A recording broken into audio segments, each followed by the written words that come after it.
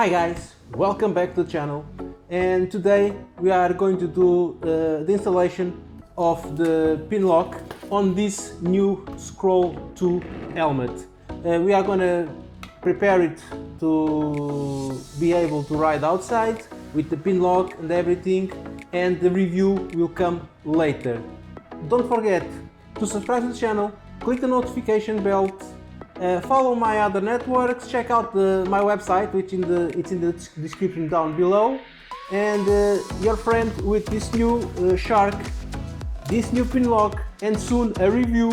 Will be back with another video. Bye!